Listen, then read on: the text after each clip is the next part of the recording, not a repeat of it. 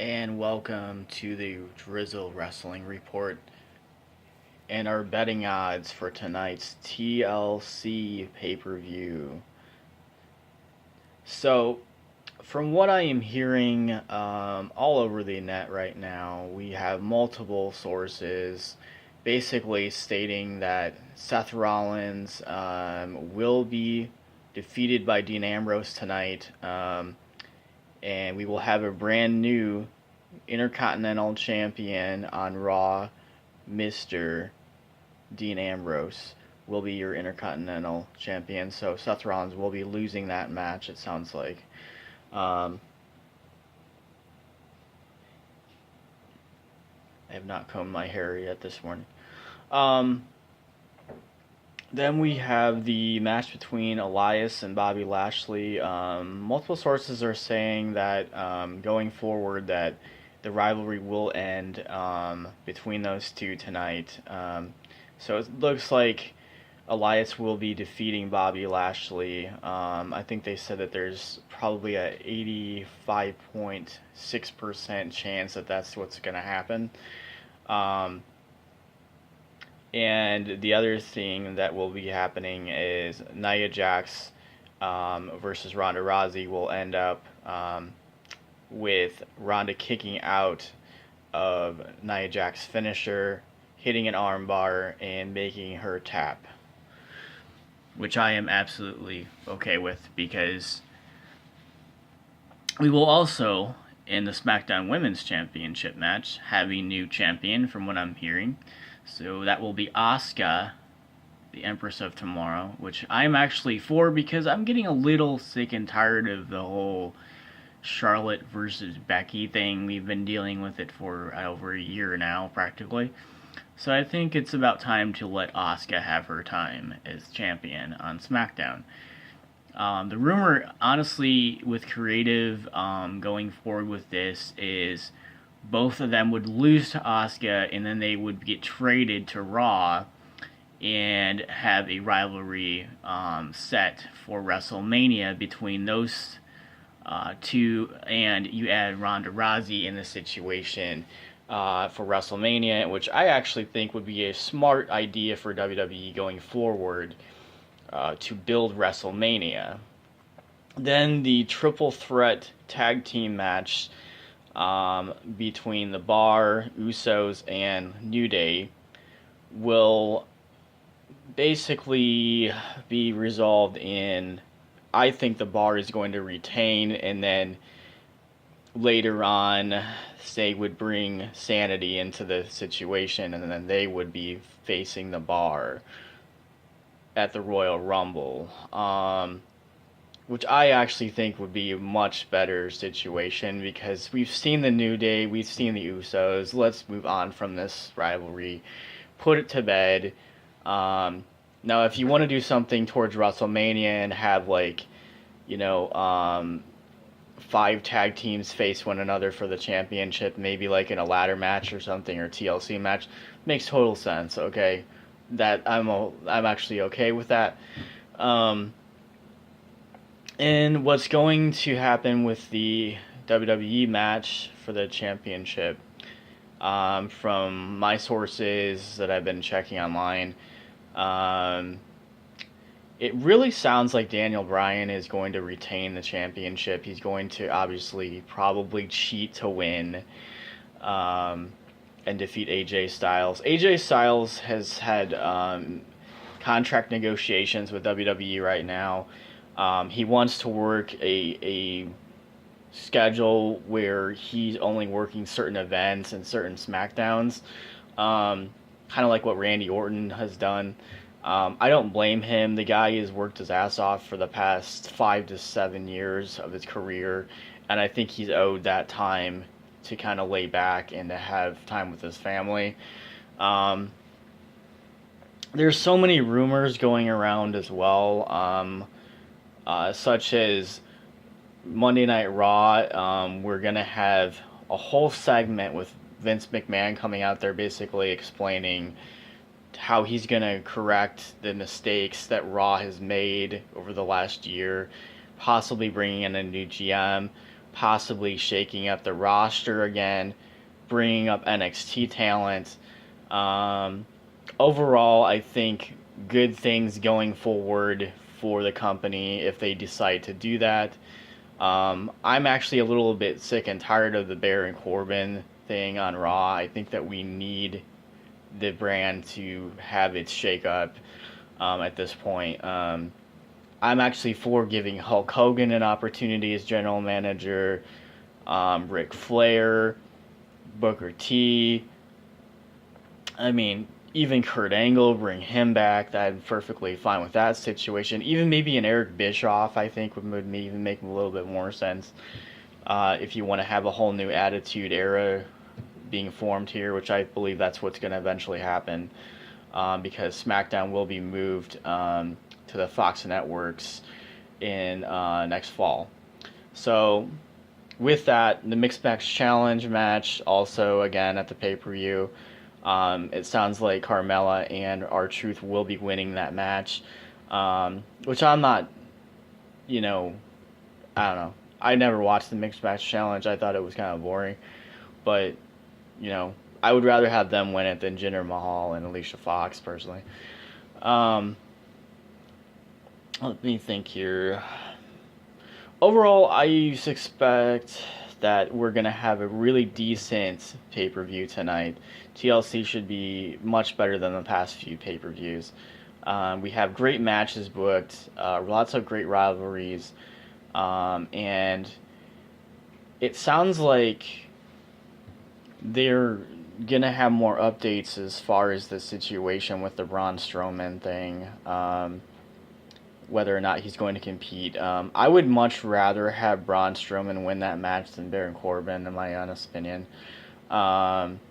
Because, Raw has not been very good lately. So, I've also realized that the reason why some of the wrestlers have not been on Raw was because apparently there was some illness that was going around that the wrestlers were getting, and it was causing them some issues, so they had to cancel some of the matches that they normally would have on Raw and SmackDown.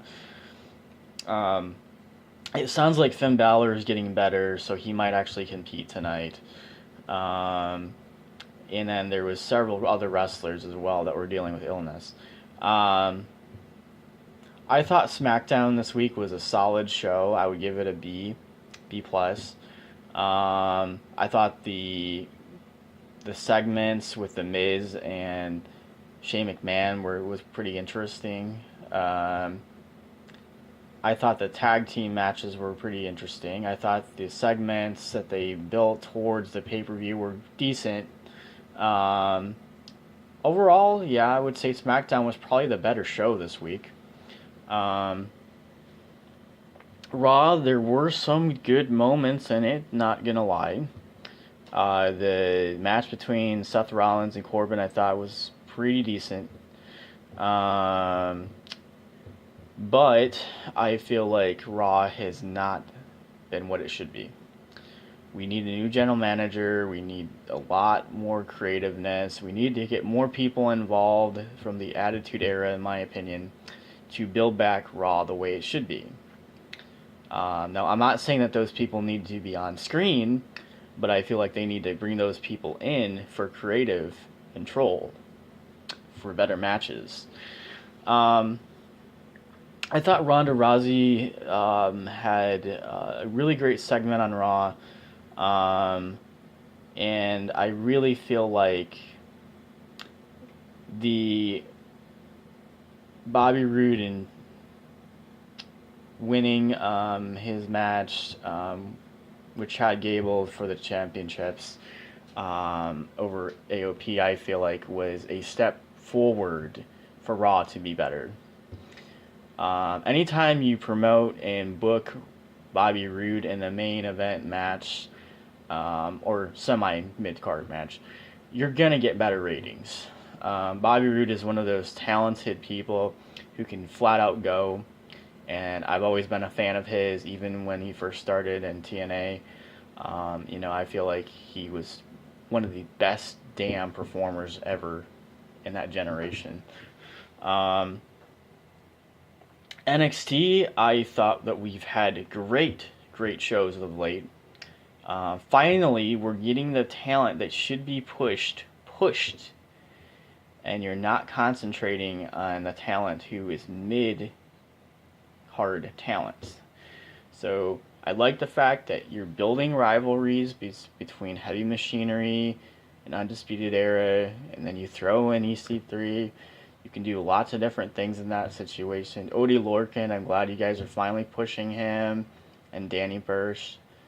I feel like NXT, is even better than the 205 Live show right now. 205 Live has done fairly well, honestly, of late with some of the shows, but I still feel like they're lacking in creativity as far as building the matches. I know the Canellises are there right now, and eventually, with the general manager moving to Raw, they're gonna have to have a new general manager. So I would assume that probably would be Mike Kanellis or Maria Kanellis at some point in time. And then we get the news also of this past week that the Mighty have been released by NXT in the WWE, so they will not be on programming anymore. Let me check my notes here. The Dynamite Kid dies. That was a huge blow to the wrestling industry. Another member of another member of the Henning family has died, which is pretty bad, honestly, because they were a huge, huge family in the wrestling industry. So another one of their family members have died.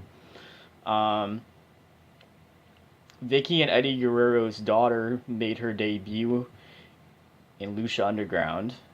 And I thought that segment was really interesting. Because I've also seen several other Guerreros growing up wrestling, like Eddie and Chavo, and Chavo Sr.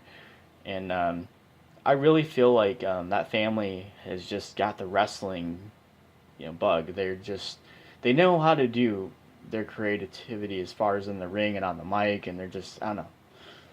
Yeah, I just don't understand why WWE did not go after her.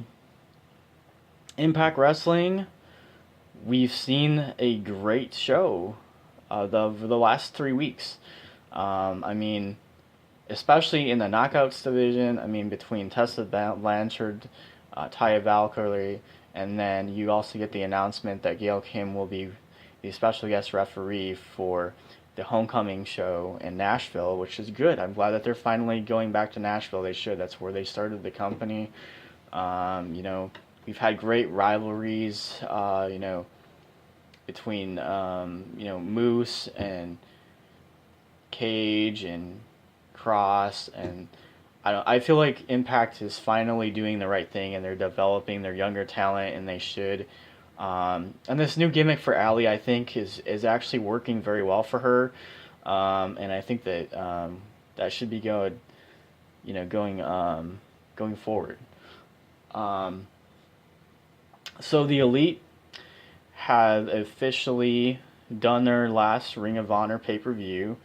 They got a standing ovation. Unfortunately, Marty Scurll is still signed to RH up until April, so he's still going to be doing his, stable. Speaking of stables, he has a new stable, Villains Incorporated, which I think is good for Scurll because it does something for him going forward, and we need that, he was such a big part of the Bullet Club.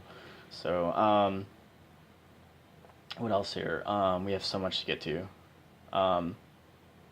Okay, going on from that, it does sound like Cody and the Young Bucks are going to go forward with this new wrestling company, which should be up and running by next year. So it sounds like they're really trying to push this going forward, getting the right people involved, contacting free agents, saying, hey, we have another company for you to come to if you want to do this.